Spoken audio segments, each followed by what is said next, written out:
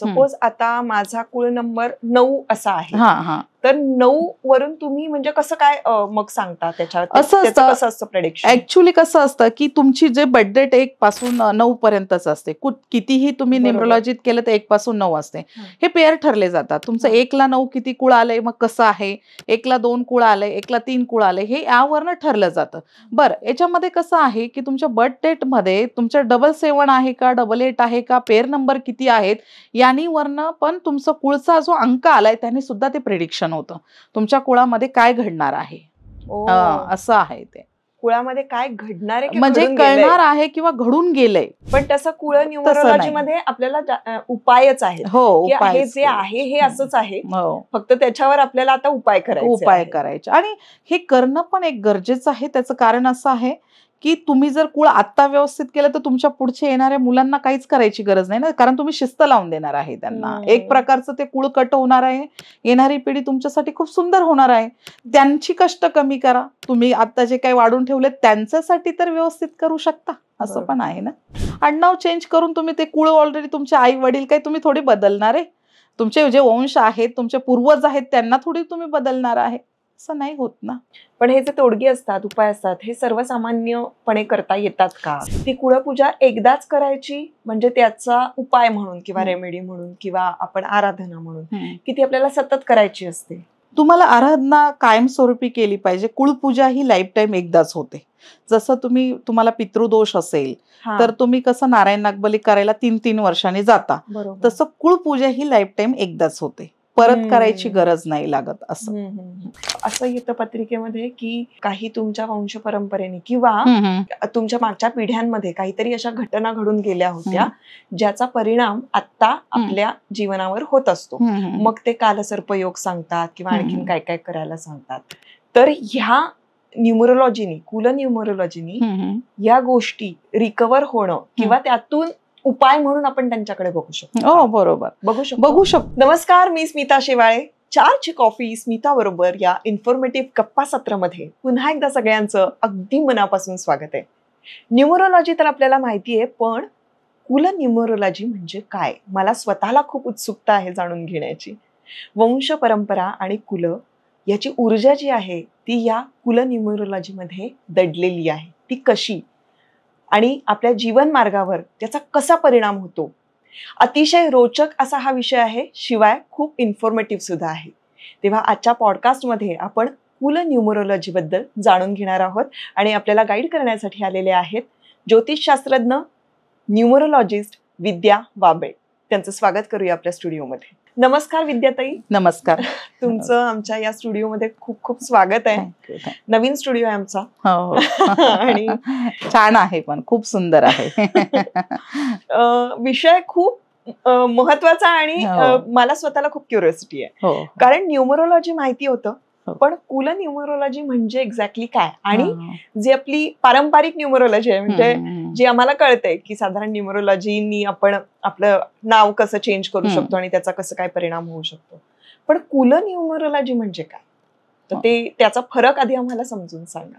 आता कसं होतं की जन्म आणि मृत्यूपर्यंत प्रत्येक डेट वाईज जातो तेव्हा आपण न्यूमरोलॉजी फॉलो करतो. म्हणजे जन्माला आले ती तुमची न्यूमरोलॉजीचा अंक, तुम्ही म्हणजे प्रत्येक कार्य करता तो एक वेगळा अंक, पूर्ण डेट होईपर्यंत आपला एक वेगळा ह्या तारखेला वेगळा अंक, त्याच्यातून आपण न्यूमरोलॉजीचे फायदे आणि तोटे पाहतो. मग तुमची अशी बर्थ डेट असेल, त्याला आपण जर काही चुकीची असेल किंवा काही असेल तर आपण स्पेलिंग चेंज करून घेतो, त्याच्यात ऍडिशनल काही नंबर्स कमी असतील तर त्याचे उपाय करतो. मग हे सगळं न्यूमरोलॉजीत येतं. बरोबर. आता समजा तुमच्या नावात काहीतरी कमी आहे, तुमची बर्थ डेटची एनर्जी तुम्हाला फार कमी आहे, मग आपण कुठेतरी तो नंबर अल्फाबेट्सनी ऍड करून तुमचं न्यूमरोलॉजी करेक्ट करतो. ही झाली तुमची न्यूमरोलॉजी. तुमचा जन्म आणि मृत्यूचा जो काही हे आहे तर ती तुमची न्यूमरोलॉजी, त्याच्यात मग तुमचं करिअर वगैरे सगळ्या गोष्टी तुमच्या बॅलन्स केल्या जातात न्यूमरोलॉजीतनं. हे तुमची न्यूमरोलॉजी ही लाईफ तुमचं डिझायनर आहे. पण त्याचबरोबर लाईफ डिझायनर असताना तुम्ही कुल न्यूमरोलॉजी म्हणजे तुमचा बेसिक जो पार्ट आहे, म्हणजे बेसिक इन द सेन्स की तुमचे जन्म कशासाठी घेतलाय, तुमचा जन्म ह्या जन्मात का जन्माला आलाय, बरं ते असताना की तुम्ही म्हणजे कुठल्या कुळात जन्म घेतलाय, बरं त्या कुळात जन्माला आलात मग त्याच्यापासून तुम्हाला फायदे काय, तोटे काय. तर हा कुळ एक नंबर ह्या न्यूमरोलॉजीत म्हणजे आपल्या बर्थडेट मध्ये एक दडलेला असतो. त्याच्यावरून ही कुळ न्यूमरोलॉजी किंवा कुळांक हा ठरला जातो. बर बर बर. असं आहे. पण म्हणजे ते आडनावावरून येणार आता की पूर्ण नावावरून येतात? कारण पूर्ण नावावरून आपण न्यूमरोलॉजीचा अभ्यास हो, करतो. बरोबर बरोबर. याचा कसा अभ्यास करतो? आता याचं कसं आहे, तुम्ही आता ह्या न्यूमरोलॉजीच्या म्हणजे कसं तुमच्या बर्थडेट वरनच तुम्हाला आणि आडनावावरनच कळतं तुमचा कुळांक काय आहे.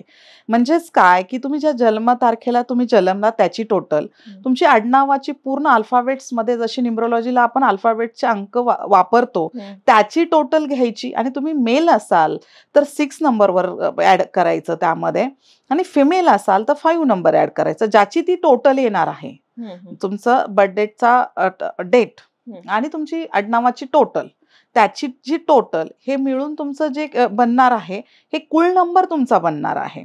हा, मग तुम्ही याच्यात समजायचं की जर तुम्ही फिमेल असाल तर 5 ऍड करायचं आणि मेल जर असाल तर 6 ऍड करायचं, मग त्याची ती टोटल ठरली जाते. बरं, आता इथे पेर कसं करणार, आपण असं म्हणतो की 7-7चं कुळ 8-8चं कुळ, पण तुमची बर्थडेट एक आहे आणि तुमचं कुळाची टोटल 7 आली तर मग तुम्ही समजावं 1-7चं कुळ आहे हे असं. पण मी विचारते की नाव नाही घ्यायचं, फक्त आडनावाची टोटल. हो, आडनावाची. बर्थ डेटची तुम्ही टोटल. मंथ आणि इयर नाही काउंट करायचे, तुमची जी बर्थ डेट आहे ती आणि आडनावाची टोटल ती बॅलन्स करायची म्हणजे प्लस करायची.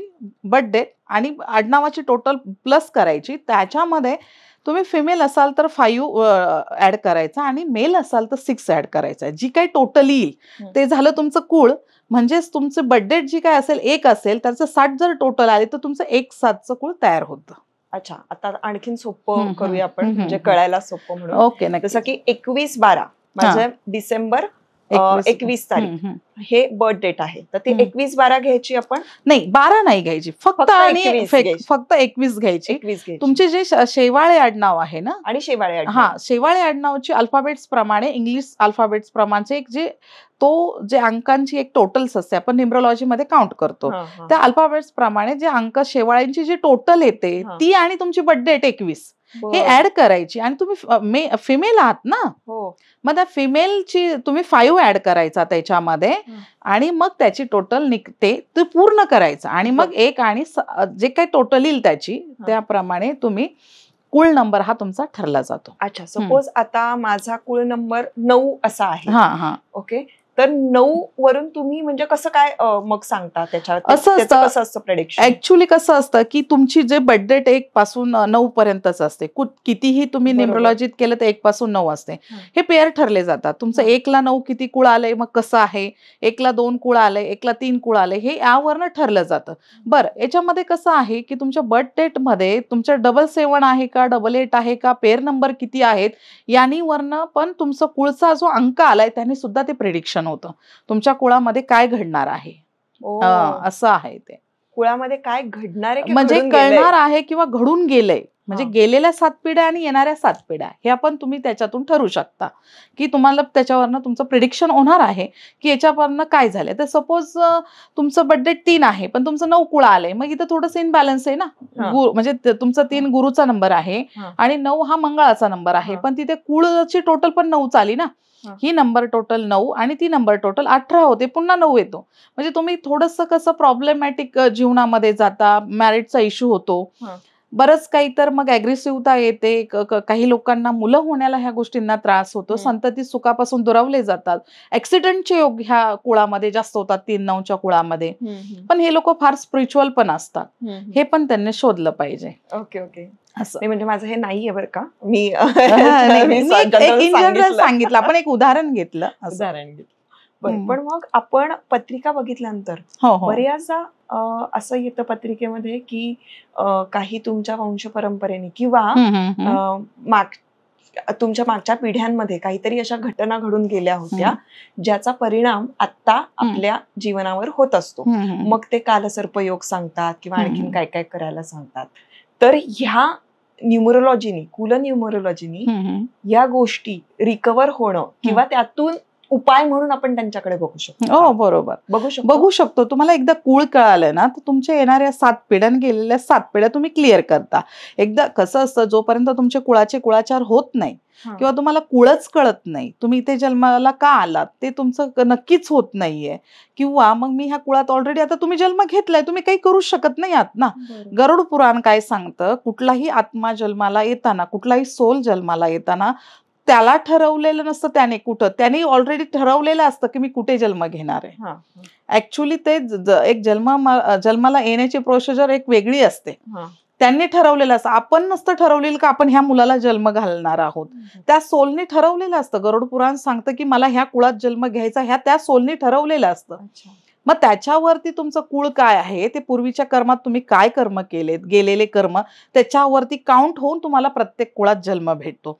असं आहे की श्रीकृष्णाने त्याच्यासाठी कितीतरी कुळ बदलले. म्हणजे शेवटी ज्या कुळात त्यांचा हे झाला, म्हणजे कुळ संपलं, कुळ यादव कुळ संपलं, तर त्यांनी कितीतरी ते यादव कुळ संपण्यासाठी आधी कितीतरी त्यांना वेषांतर करा म्हणजे किंवा जन्म घ्यावे लागले. वेगळ्या वेगळ्या कॅरेक्टर्सचे वेगळे वेगळे जन्म अवतार घ्यावे लागले. मग हे का आहे तर आपलं एक संस्कृती इतकी घन आहे ना, तुम्ही जितकं शोधाल तितकं संशोधन कराल तेवढं तुम्हाला मिळणार आहे. आता स्वतः श्रीकृष्ण होते की, पण जेव्हा गांधारीने श्राप दिला, तू तुझ्या कुळाचा नाश नक्कीच करे, म्हणजे माझा झाला तर तुझा पण होईल, प्रद्युम्नांनी ते अख्ख्या कुळाचा नाश केला. हे श्रीकृष्णाला माहित होतं, मी हे महाभारत घडवलं तर माझ्या कुळाचा नाश होणार आहे. पण कृष्णाने वासुदेवांच्या जेव्हा ते याच्यात होते तेव्हाच त्यांना हे सगळं प्रिडिक्ट झालं होतं. मग कंस राजाशी हे करणं किंवा तरी कितीतरी घरं बदलण्याचा योग त्यांचा आला. म्हणजे जेव्हा गोकुळात आले तेव्हा बालपण गेलं, वृंदावनात गेले राधा भेटली, राधा गेली. म्हणजे कसं होतं, हे कुळाचारच आहेत की ती तुम्हाला सफरिंग करायला लावतात. म्हणजे तुम्ही समजलं पाहिजे. आता एवढे मोठे अक्षरशः राम राज्य होतं रामाकडे, तेव्हा ते सगळं सोडून सगळं राम निघाले याला, तरी सगळं संपलंच की. म्हणजे तुमचे कुळ कुठे राहिले, मग हे कुळ तुम्ही शोधलं पाहिजे. आपण ह्या सगळ्या गोष्टींना तुमचं कुळ शोधलं पाहिजे. पण कुळात होणारे परिणाम तेवढ्या पटीत जास्त असतात, असं आहे. सो आपल्या कुळाचे काय प्रकार असतात आणि ते समजून घेतलं की मग मला असं वाटेल की आपल्याला पुढच्या गोष्टी लक्षात येतील. नक्की. कुळाचे 36 प्रकार आहेत. कृष्ण कुळापासून यादव कुळ जे असतं, अंतकुळ, दक्ष कुळ, हे असे ह्या यादव कुळापासून दक्ष कुळापर्यंत हे 36 प्रकार आहेत. त्याच्यामधले गरुड पुराणामध्ये त्याचे 36 कुळाचे वर्णन आहेत. कोण कुठले, आपण क्षत्रिय कुळ म्हणतो, वंशज कुळ म्हणतो, वशिष्ठ कुळ म्हणतो. जसं की हे कुळ आहे, मग तुम्ही ठरवलेलं आहे ना तुम्ही कुठल्या कुळात जन्म घेतला. एकदा तुमचं कुळ कळलं की तुम्हाला गोत्र वगैरे, तुमचं कुलदेवता कुठले कुठले, तुम्ही कशात जन्म घेतले, तुमच्या 7 पिढ्या काय होत्या, येणाऱ्या 7 पिढ्या कशा जाणार आहे हे समजतं. त्याआधी तुमची बर्थडेट तेवढी हे पाहिजे. मग त्या 36 पेर लावून की मग तुम्हाला समजते की तुम्ही कुठल्या कुळामध्ये, यादव कुळात जन्म घेतलाय, कृष्ण कुळात जन्म घेतलाय, किंवा दम कुळात जन्म घेतलाय, किंवा अथर्व कुळामध्ये जन्म घेतलाय की क्षत्रिय कुळामध्ये जन्म घेतलाय, हे तुम्हाला समजतं. त्यामुळे तुम्ही तुमचं कुळच शोधलं पाहिजे. कुळ कसं शोधायचं? आता जसं आपण सांगितलं की तुमचं कुळ काढलं पाहिजे, मग त्या कुळानुसार तुम्ही एकदा बर्थडेटला मग काय काय त्रास होतो याच्यावरनं तुम्ही समजून जायचं की मग ते तुम्ही कुळ अशा पद्धतीने काढलं गेलं पाहिजे. जसं की आपण लगेच शुभांक भाग्यांक शोधतो, तसं प्रमाणात तुम्ही कुळ शोधा आणि आम्हाला कळवा. असं म्हणजे मला म्हणायचं की कुलन्यूमरोलॉजीने आपण कुळ शोधू शकतो. 100% शोधू शकतो. मी मगाशी तुम्हाला तेच सांगितलं की कुळ अंक कसा काढायचा. कुळांक आणि आपलं कुळ ह्याचं खूप काय कनेक्शन. कुळ अंकावरूनच कुळ प्रिडिक्शन होतं मॅम. कुळ अंकावरूनच तुम्ही कुळ काय आहे हे प्रिडिक्शन करू शकता. तुमचं पेर कशामध्ये बसतंय. जे पण 36 पेर असतात आपले, जसे 82 पेर असतात आपल्या न्यूमरोलॉजीचे, जसे 82 पेर आहेत ना, 1चे 2, 1चं कॉम्बिनेशन 2 ला, 2चं 1 ला, असे 82 पेर आहेत. तशा कुळाचे 36 पेर आहेत. 1चे 2 ला, 2चे 1 ला, किंवा 9चे 9 ला, असे 36 पेर आहेत. मग ह्या 36 पेर पैकी तुम्हाला 36 कुळच्या 36 कुळ कळतात तुमचे काय आहे ते. बरोबर. मध्ये आमच्याकडे मयुरेश गुरुजी म्हणून येऊन गेले आणि त्यांनी कुळाचार कसा करावा या संदर्भात माहिती दिली. आणि त्यावेळेला त्यांनी सांगितलं होतं की आपल्याला आपलं कुळ माहिती असणं गरजेचं आहे, आणि त्यासाठी ते हेदवी समाजांनी लिहून ठेवलेलं आहे सगळं. पण तो रिसर्च करून हम्म. ते काढणं तसं अवघड आहे. खूप अवघड आहे. हा. आता तुम्ही तो समाजच आपण नवीन ऐकतोय. आता हे जर तुम्ही सांगितलं जे तेवढे तंत्रविद्या करणं, त्यांचे ग्रंथ एवढं वाचणं, जेवढं त्यांचं डेडिकेशन असेल, त्यांचं वाचन असेल, तेवढं संभाषण असेल, त्यांचं ते रोजचं तेवढं कर्म असतील, तर त्यांना माहिती आहे की ते कुठे लिहून ठेवले. मग इतर सर्वसामान्य जनतेने कसं जायचं? आणि ते अवघडच हो, जातं, अवघडच कारण आहे. त्याला भरपूर हम्म. पद्धतीने म्हणजे खोलात जावं लागतं आणि ते आणि प्रत्येकाला होत नाही. पॉसिबल नाही होत. पॉसिबल नाही होत. आणि काही लोकांचे असे पण प्रश्न असतात की हजारो वर्षापूर्वी इंग्रजी होती का, मग त्याच्यातून तुम्ही कसं शोधलं? पण हजारो वर्षापूर्वी लेखणी पण तर नव्हती ना, तरी ग्रंथ लिहिलेले गेलेले आहेत ना. म्हणजे काहीतरी शास्त्र आहे की न्यूमरोलॉजीची उत्पत्ती आत्ता झाली असं आपण म्हणूया, तरी तुम्ही त्याच्यावर विश्वास ठेवताय. मग कुळन्यूमरोलॉजीवरती विश्वास ठेवायला तुम्हाला काय अवघड आहे? म्हणजे त्यातूनच काय होतं की एखादी रोग झालाय, त्याचं वॅक्सिन्स बनवायला तुम्हालाच थोडंसं काहीतरी करावं लागतं ना, तेव्हा त्याचं वॅक्सिन्स बनतं. म्हणजे असंच आहे न्यूमरोलॉजीतनं. ही जी कुळन्यूमरोलॉजीचा जन्म झालाय हा त्याच्यासाठीच झालेला आहे. तुम्ही जर कुळन्यूमरोलॉजी मधनं तुमची मोबाईल न्यूमरोलॉजी जर हे करू शकता, मग तुम्ही कुळन्यूमरोलॉजी तुम्ही एक्सेप्ट नाही का करू शकत, असं आहे. बरोबर. आणि लोकांच्या त्या आयुष्याला 100 आणि 100% लागती पण आहे ना, असं आहे. बरोबर. आता मला सांगा, या कुळ न्यूमरोलॉजीचा आपल्या आयुष्यावर, हो, हो. आपल्या जीवन मार्गावर हं. कसा परिणाम होतो? ऍक्च्युली कसं आहे मॅम की 6 पेर आपल्या 36 पेरपैकी 6 पेर एकदम गुड आहेत. म्हणजे त्याला कुठलाही विलाज नाही केला तरी तो चालतो. पण त्याच्यापेक्षा वेगळे जे पेर आहेत, 7-7चं कुळ आहे, म्हणजे तुमचं बर्थडेट 7 आहे आणि तुमचं कुळाचं टोटल 7 आली आहे, तर मग खूप प्रॉब्लेम होतात. मग मानसिक रुग्ण होतात घरामध्ये, वाईट मार्गाने पैसा जातो, शिवाय यांच्याकडे शापित वस्तू येते. हे लोक आत्महत्येकडे त्यांचा जास्त कल राहतो. ज्या घरामध्ये जास्त आत्महत्या झाल्यात, ज्या घरामध्ये विनाकारण पैसा खूप गेलाय, तर हे 7-7च कुळ असतं. बरं, तुमच्या पत्रिकेत 88, 77 आहे का हे शोधा पहिलं. कारण ज्या पत्रिकेमध्ये 44, 77, 99 आहे, 88 आहे, असे लोक कुळ इफेक्टेडच असतात. हे ह्या कुळ न्यूमरोलॉजीतनं किंवा कुळ याच्यामधनं ठरलेलं आहे. किंवा पत्रिकेतून कसं शोधायचं? पत्रिकेचा संबंध येत नाही तिथं. पत्रिकेतनं 12 घरांपैकी आपलं घर जर 8वं आणि 7वं घर खराब असेल, तर तुमचं लगेच कळतं की तुम्ही काय बाधित आहात. तसंच त्याचप्रमाणे कुळ न्यूमरोलॉजी मधनं तुमचं कळतं की तुमचं स्टार्टिंग जन्म काय आहे किंवा तुमचं कुळ काय येतं, त्याच्यावरनं लगेच समजता तुम्ही कुळ बाधित आहात की नाही आहात. बरं असाल बाधित तर मग काय करायचं असं. पण म्हणजे हे पत्रिकेवरून आपण जाणून घ्यायचं का आपलं कुल अंक जो आहे, जो आपला निघणार, त्यावरून आपण जाणून घ्यायचं? कुळ अंक जो निघणार त्यावरूनच तुमचं कुळ कळतं. बरोबर. हा, तुम्ही कुळांक काढलाच पाहिजे, त्याच्यावरून तुमच्या 36 पेरपैकी तुमचं कुळ कुठलं आहे ते त्यामध्ये कळतं. बरोबर. आणि पत्रिकेमध्ये जे तुम्ही म्हणताय की कुठला ग्रह म्हणजे कुठल्या घरामध्ये काय आहे, त्याच्यावरून कसं कळणार आपल्याला? तुमचं अष्टम स्थान आणि सप्तम स्थान किंवा तुमचं 12वं घर काय बसलं आहे, त्याच्यावरनं तुमचं कुळगोत्र कळतं प्रथम. कारण हॉरोस्कोप मध्ये 12 ग्रह असतात. ते 12 ग्रह प्रत्येक एका आपल्या कॅरेक्टरची बनलेली आहेत. आई वडिलांचं घर वेगळं आहे, सुखस्थान वेगळं आहे, संतान स्थान वेगळं आहे, तुमचं बाकीच्या जे काही सोशल आहे ते स्थान वेगळं आहे, पैशाचं स्थान वेगळं आहे. त्यातनं तुमचं कुळ कळतं. म्हणजे आपण काय म्हणू, त्याला पितृस्थान म्हटलं जातं तिथे. त्याचं काय नाव आहे की पितृस्थान.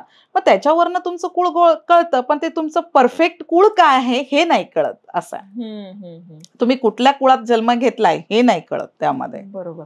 पण हे कुल न्यूमरोलॉजीनी समजू शकतं. हो, 100% समजू शकतं. हो, बर.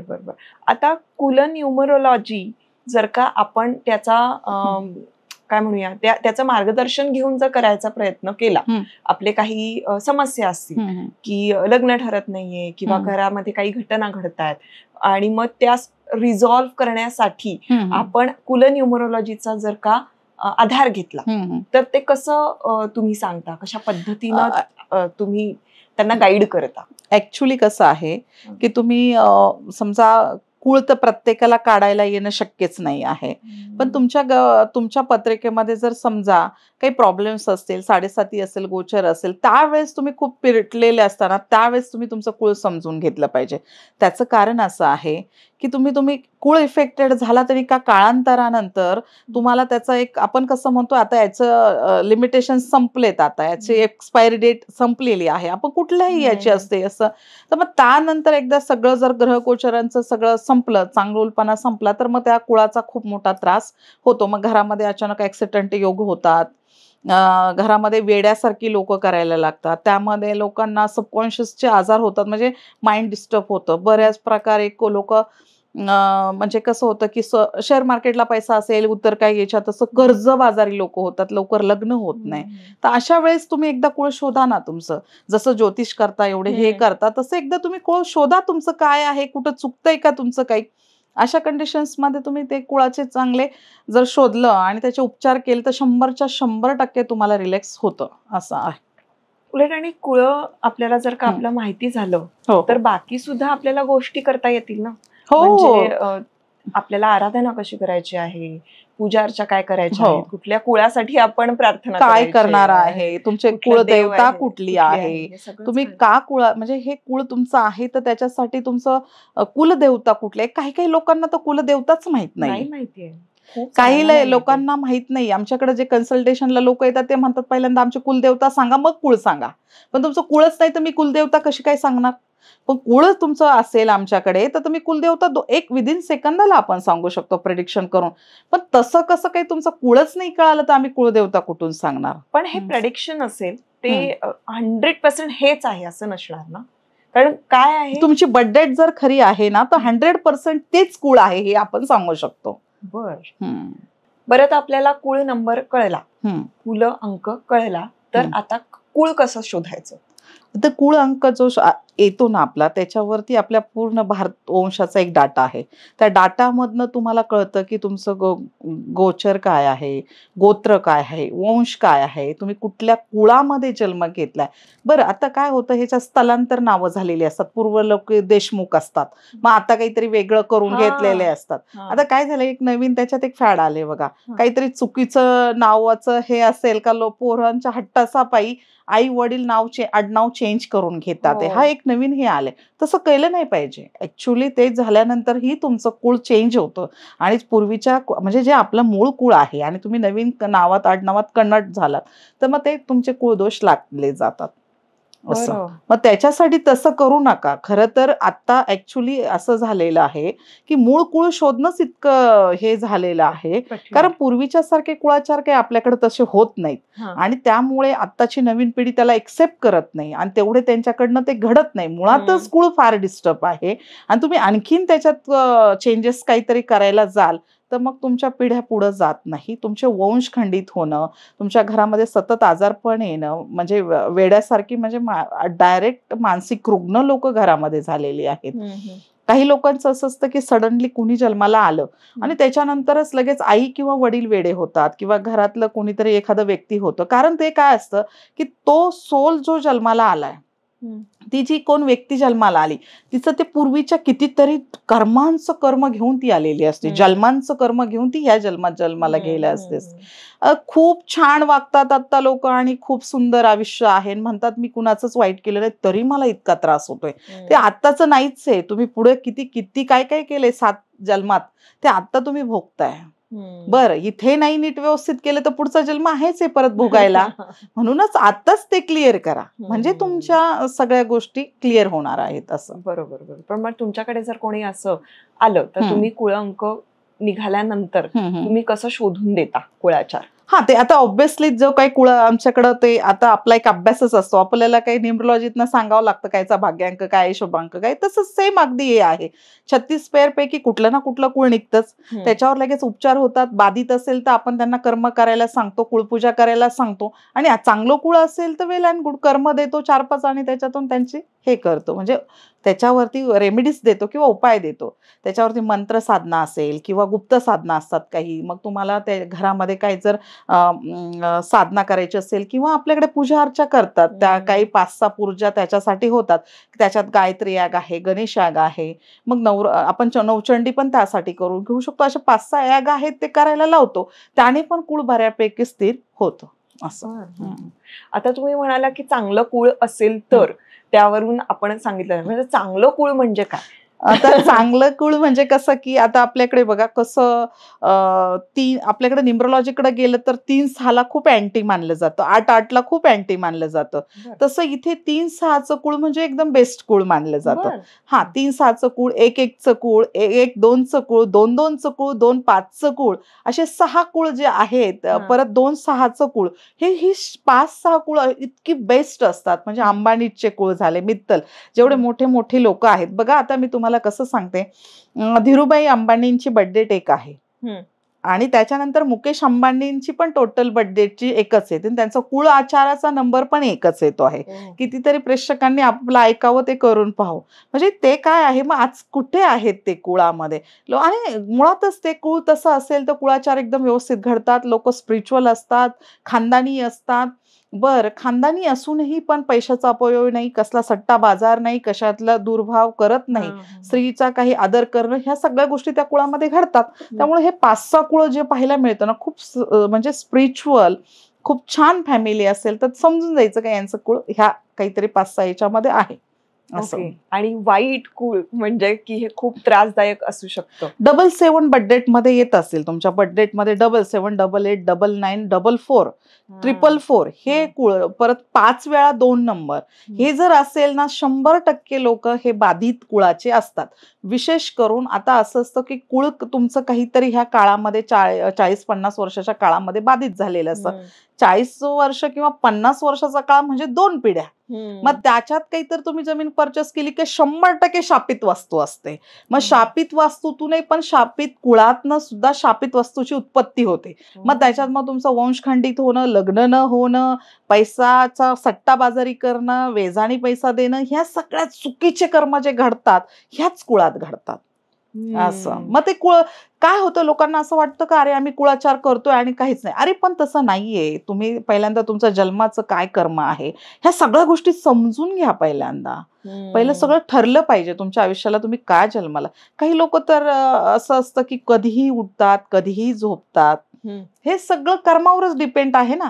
तुम्ही चुकीचं वागतो म्हणजे आता कसं असं, तुम्ही प्राण्यांच्या विचित्र वागायला लागलेत, म्हणजे प्राणी जितके विचित्र वागत नाही इतकं तुमचं सोल विचित्र वागायला लागलाय, समजून जायचं की तुमचं कुळ बाधित आहे. म्हणजे मला कळलं नाही की उशिरा झोपणं, उशिरा उठणं हे कसं असतं बघा. मला तर असं वाटतं की आपल्याकडं कसं होतं की प्राणी किती डेडिकेशननी वागतात. म्हणजे तुम्ही प्राण्यांच्या विरोधाभासात वागायला लागले ना तुमचं सोल. एक तर तुम्ही प्राण्यांपेक्षा डेडिकेशन मध्ये राहिलं पाहिजे, प्राण्यांपेक्षा चांगलं राहिलं पाहिजे, मग त्यांच्या विरोधात राहताय म्हणजे तुम्ही कुठेतरी बाधित आहात. अच्छा, म्हणजे मनुष्य जात आपली जी आहे त्याला एक शिस्त असते, काही काय म्हणतात, काही गोष्टी ठराविक करायच्या असतात, त्या न करता आपण कसेही वागायला लागलो की समजून चाल. कारण काय बघा ना, आता एखाद्या आपल्याकडे कीर्तनकार परंपरा आहे. आता तुमचा इतका छान चित्रपट प्रसारित होतोय म्हणजे तुम्हाला माहितीच आहे ऑब्व्हियसली, अभंग तुकाराम.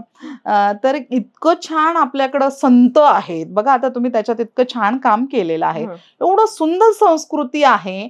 मग इतकं आपल्याकडचे जे कीर्तनकार सांगतात त्यांचे इतके संत आहेत. आता मी याच्यामध्ये असे इतके सारखे संत आहेत, घरामध्ये सगळं इतकं ज्येष्ठ व्यक्तिमत्व असतं, इतकं आदराणी असतो. त्या कधी कधी काय होतं, इतक्या आदराणी असलेल्या त्या व्यक्तिमत्वाची मुलं सुद्धा म्हणजे दारू पितात किंवा मग काहीतरी चुकीच्या मार्गाला लागतात. म्हणजे का, मग त्यांचे काही संस्कार नसतात का? पण तुमचं कुळ बाधित झालं की तुमचं संस्कार कुठेतरी कट होऊन ह्या असलेल्या मार्गाला तुम्ही लागता असं. त्यामुळे ते वाईट कुळ आणि चांगलं कुळ याप्रमाणे त्याचे परिणाम तुम्हाला. आता तुकाराम महाराजांचं, आपले जे जगद्गुरु तुकाराम महाराज आहे, सावकारकी होती त्यांची, पण सावकारकी होती, पण ते वैकुंठाला एकटेच गेले की सगळ्यांना थोडी घेऊन गेले का गेले? पण ते पण बघा, त्याच्यात 2दा वाक्य आहे, अभंग तुकाराम किंवा तुकाराम जगद्गुरु तुकारामच्या एका गात्यामध्ये 3दा हे आहे, तुझा कुळ करशीशी कुळ नाश, भगवंताशी मरून या कुळ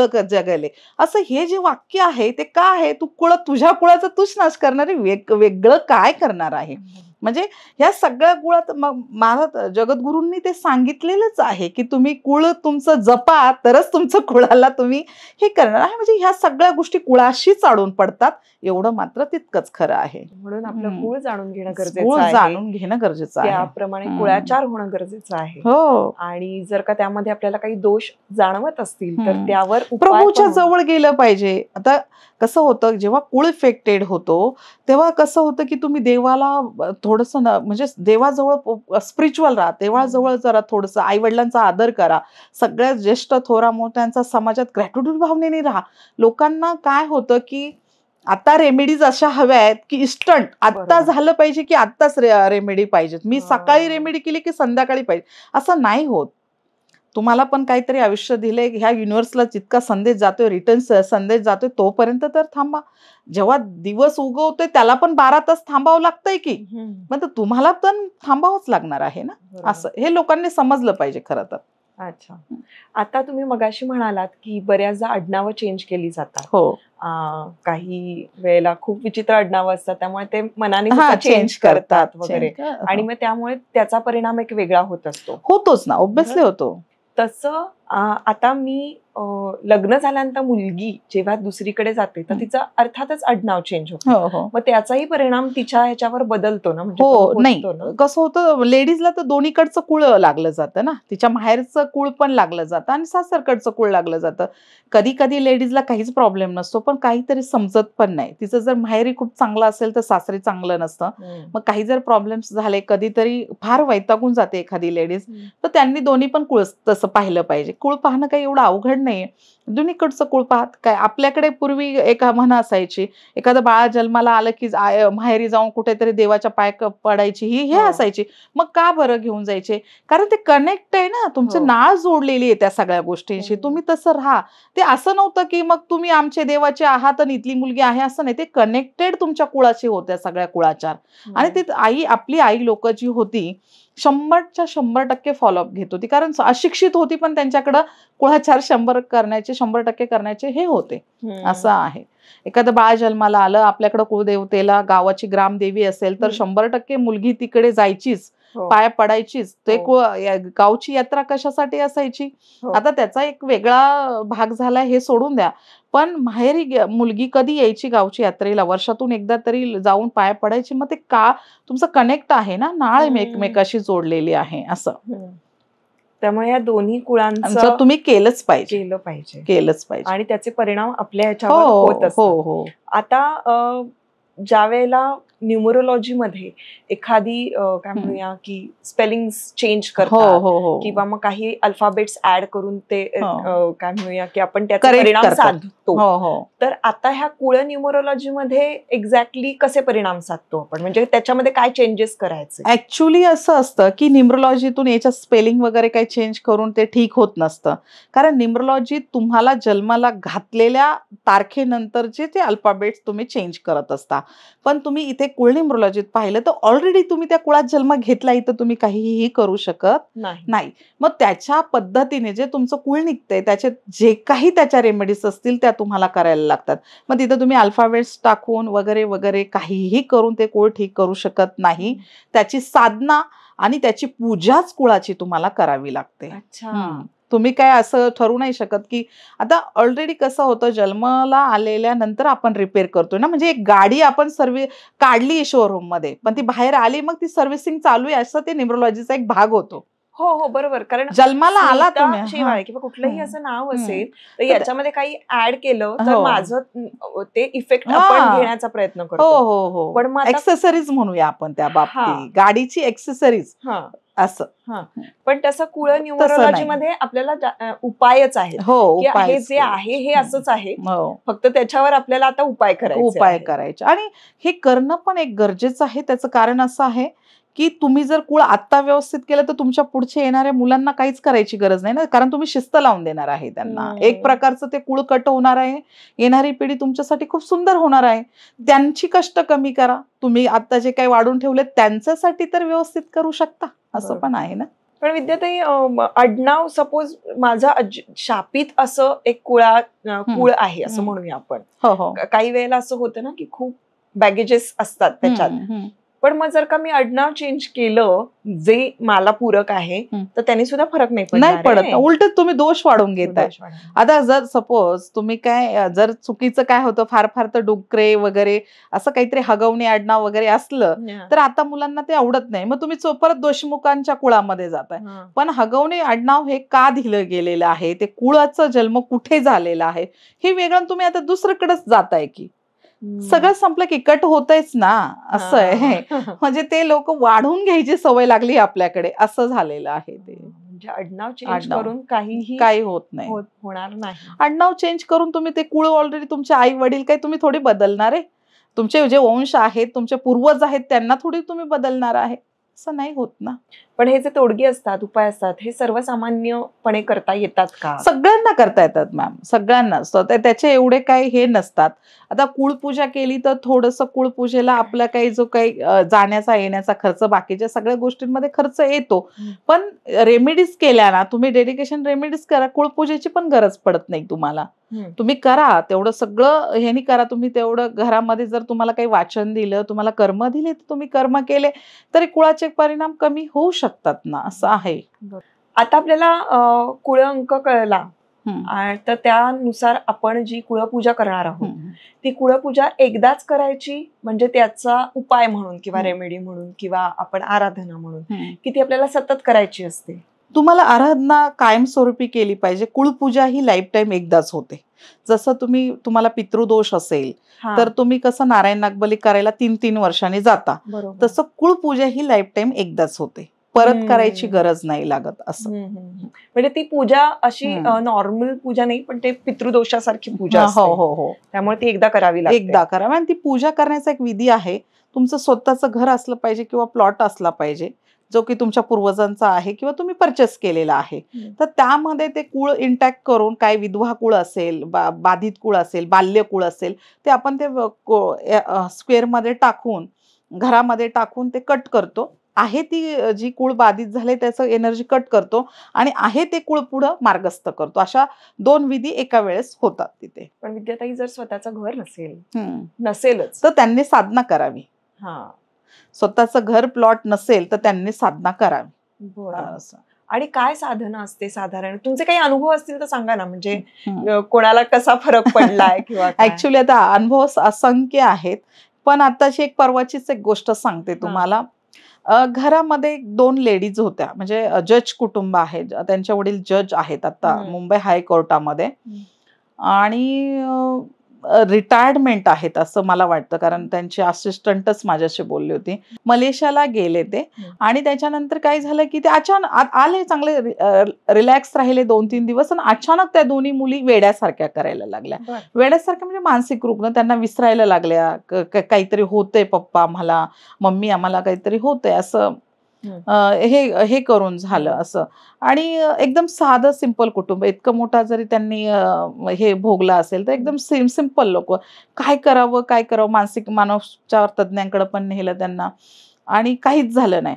पण आता तुम्हाला सांगते, एक 8-10 दिवसापूर्वीचीच ही गोष्ट आहे. मग आता कसं झालं का त्यांच्या कुळामध्ये 7788 होता. ते तर आता हे अनुभव आहे. आता त्यांचे उपचार चालू आहेत. त्यांना अजून फरक येईल का न येईल हा वेगळाच पार्ट आहे, पण असं पण असू शकतं. असे पण अनुभव आम्हाला येतात की किती बघा त्याच्यात गहन असतं की 7788 आले की ह्या गोष्टींचे परिणाम घडतात. पण त्यावर तुम्ही काही तोडगे सांगितले, रेमेडीज सांगितलं, तोडगे सांगितले, तर हे चालू आहे. पण याने फरक पडतो की 100% पडतो. पण 100% केलं पाहिजे. हो केलं पाहिजे. ओके. पण म्हणजे या रेमेडीजनी आपण हे जे दोष आहेत ते घालू शकतो. घालू शकतो. खूप असं हे आहे.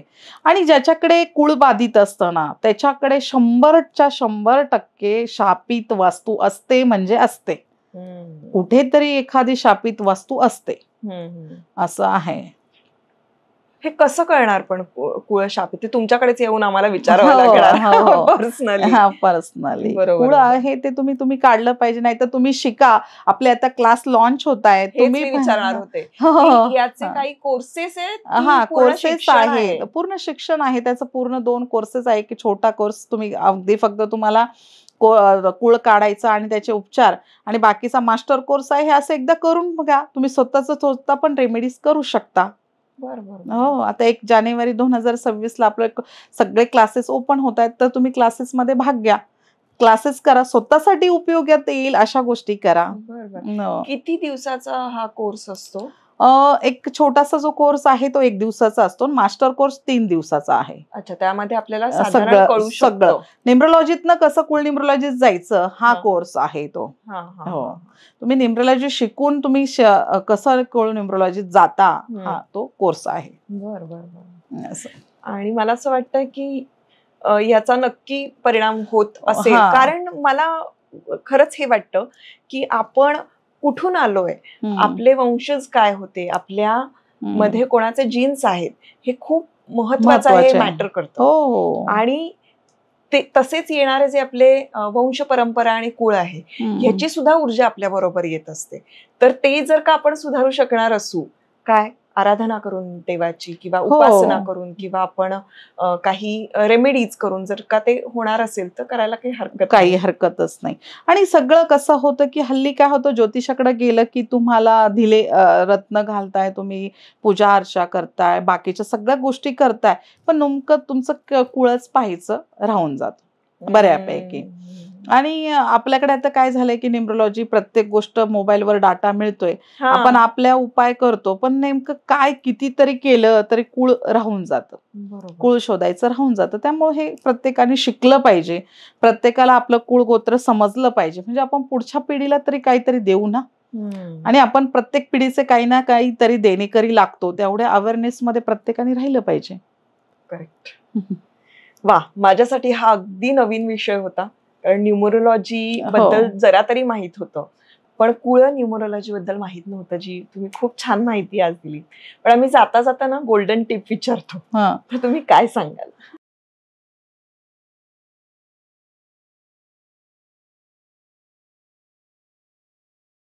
ऍक्च्युली असं आहे की सगळ्यात आपल्या प्रेक्षकांना एक गोल्डन टिप देईल मी, की सगळ्यात म्हणजे की घरामध्ये कुळाचार तुम्ही करालच, त्याप्रमाणे साक्षात 2 देव घरामध्ये असतात, त्यांची पूजा करा. आई वडील, त्यांची ते पूजा करा. त्यांना तेवढं त्यांचा किती त्रास आहे, त्यांना दुखवू नका, त्यांची सेवा करा, शाश्वत राहा त्यांच्या बरोबर, एकनिष्ठ राहा आणि त्यांच्या कष्टाला जाणा, म्हणजे तरी तुमचं कुळ शापित न होण्यापासून नक्की वाचतं. आणि पितृशांती करायची वेळ येत नाही, म्हणजे तुम्ही तुमच्या पूर्वजांची काळजी घेतली तर तुमची मुलं पण तुमच्या पूर्वजांची काळजी घेतात, म्हणजे पितृशांती कुळशांती करायची वेळ येत नाही. त्यामुळं त्यांची सेवा करा. आणि गोल्डन टिप अशी असेल सगळ्यांनी, ज्याचं कुळ बाधित असू अगर नसू, त्यांनी सगळ्यांनी सगळ्या साधना, आपल्या हिंदू धर्माच्या साधना, सगळ्या साधना केल्या पाहिजेत. स्त्री आदर करा. आणि दुसरी गोष्ट अशी आहे की जी आता सगळ्यात प्रेझेंट, म्हणजे आता इतकं सगळं फिरतंय की प्रत्येक क्षणाला, सेकंदाला की प्रत्येक तासाला याला ग्रहगोचर बदलतायत. याच्यासाठी जे काही गोल्डन टिप करत असाल तर सगळ्यात मी म्हणेल की तुम्ही कुठल्याही देवाची पूजा करा, मंत्र साधना 100% करा. म्हणजे तुम्हाला जोपर्यंत वैद्य भेटत नाही, तुमच्या आजारावरती काही भेटत नाही, तर तुम्ही आजारातनं मुक्त व्हाल.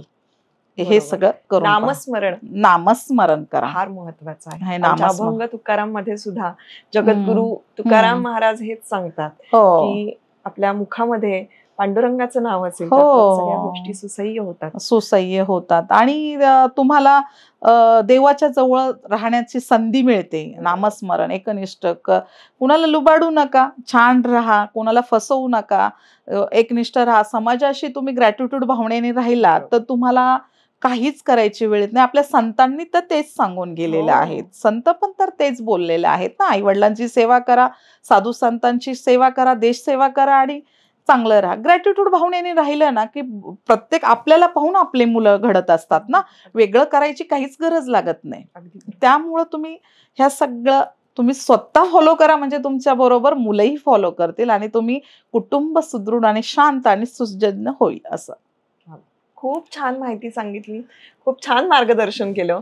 मला स्वतःला खूप प्रश्न होते, त्यामुळे मला आता खूप फुलफिल्ड असं फिलिंग येत आहे. तुमचे मनापासून धन्यवाद आमच्या स्टुडिओत आले. थँक्यू.